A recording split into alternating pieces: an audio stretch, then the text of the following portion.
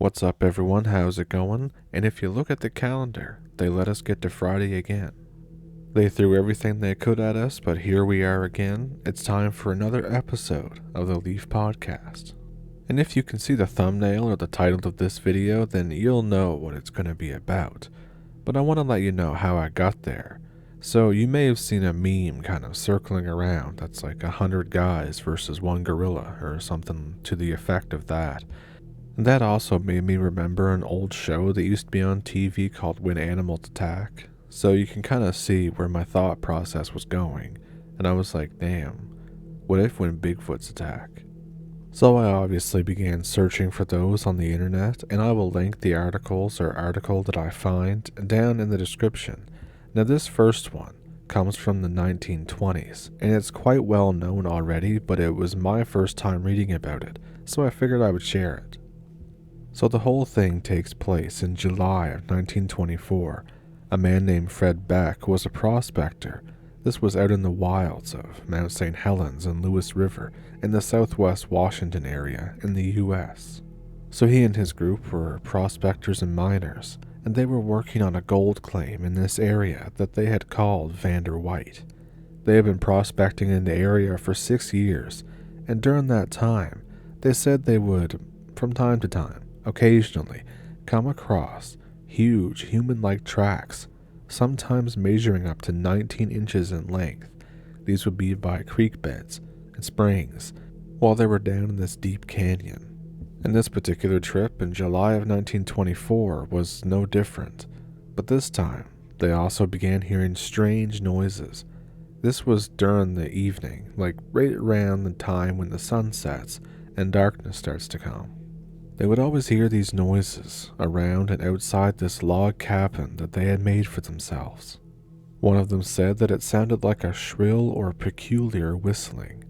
These noises seemed to come from more than one source, with at least 2 unseen creatures whistling back and forth as if almost communicating with each other, all the way from one ridge to another. And then they would also hear this booming or thumping sound that kind of made everything just all the scarier.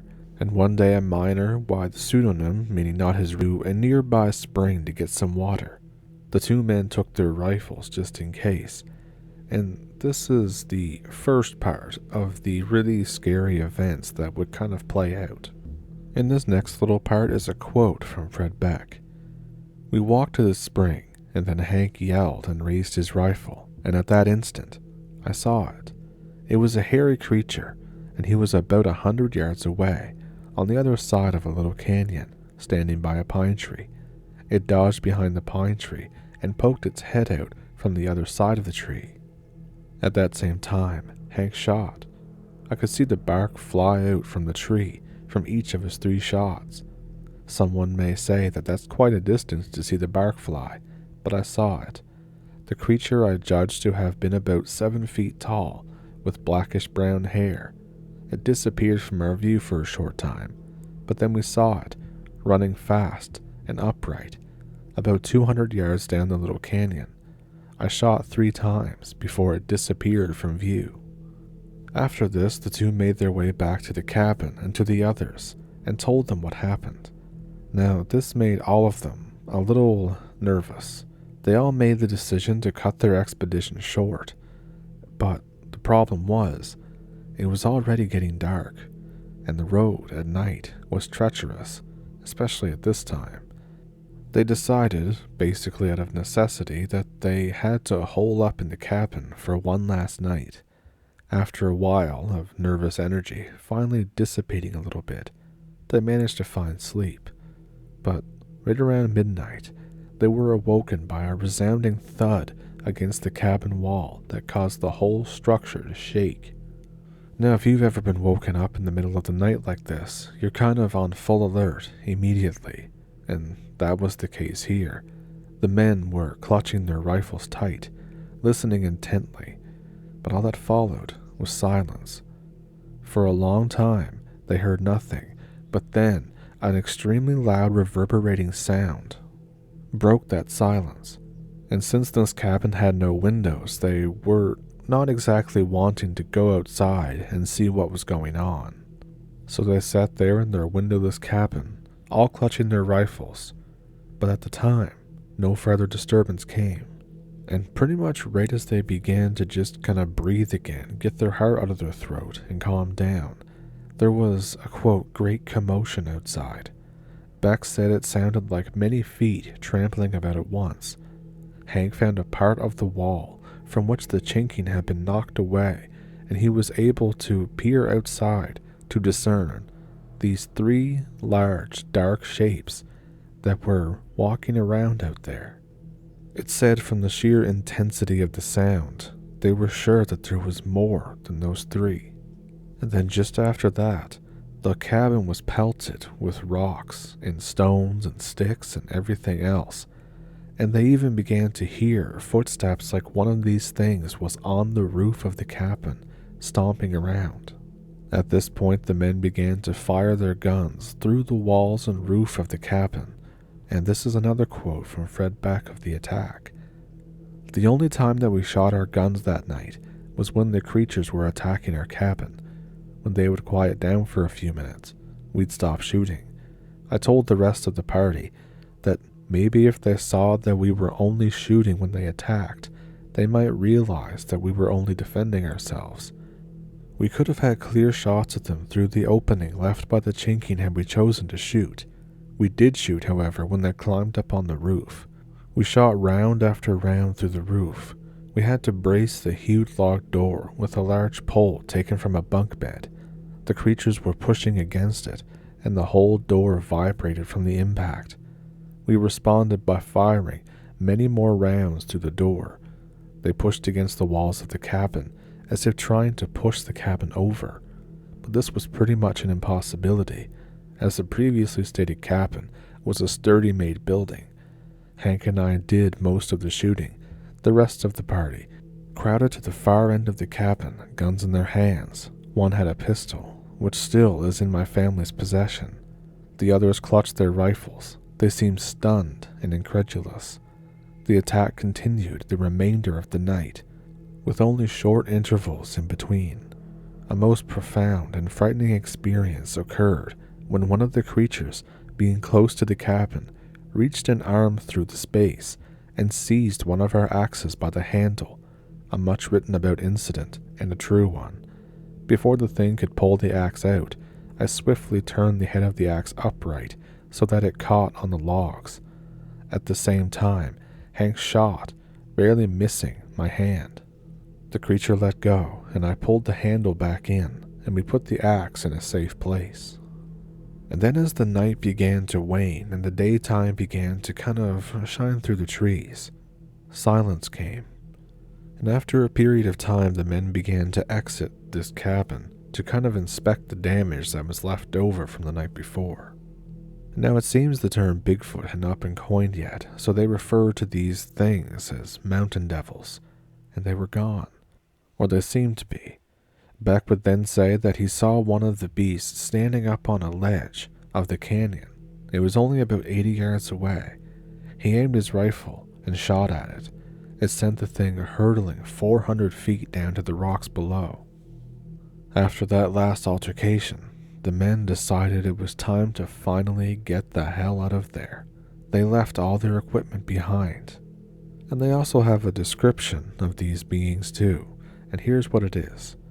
They are about 7 feet tall, but there are larger ones. They had large ears, and a head that was in proportion with their large muscular body. Their shoulders were tremendous, but they had slim hips.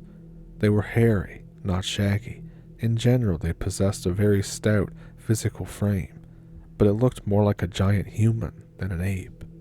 Now at the time, as you can imagine, they all agreed not to talk about what happened, or else people would question their sanity.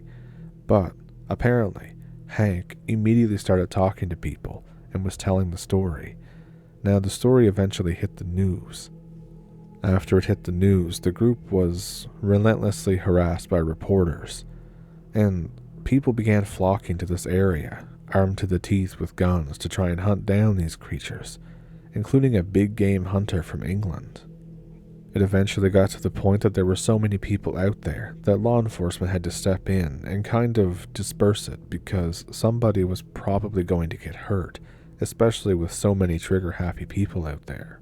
When all of this was going on, Fred Beck went back to his cabin and he found it in shambles.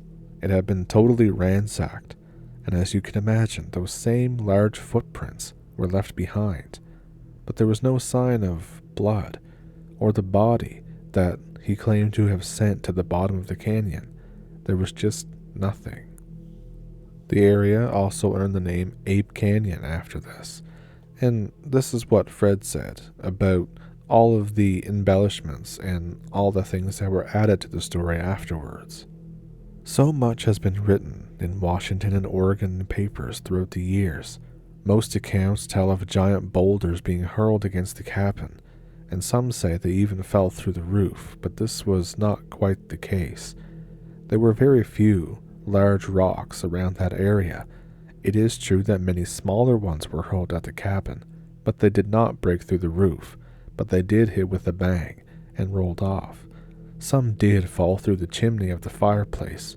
Some accounts state that I was hit in the head by a rock and knocked unconscious, but this is not true either. And you might think that everything ends there, but it really doesn't. Over the years, Beck would say that they were led to the mine in the first place by a large Indian dressed in buckskin.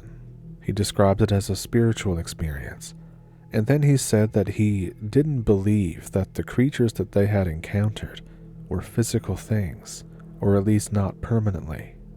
He did say that these creatures, or mountain devils, or Bigfoot that they had encountered, were psychic. And the reason for him saying that they may not have been permanently physical beings or partly spiritual was that they would sometimes find just a single set footprint, just one, with none others around it, and then they would find another one a really long way away. But to give more context, I'll just read what he said about this. There's no doubt in my mind that these beings were present and observing us, but they had not yet appeared in physical form. We were standing in the middle of a sandbar, and not one of us could conceive of any earthly thing taking steps 160 feet long.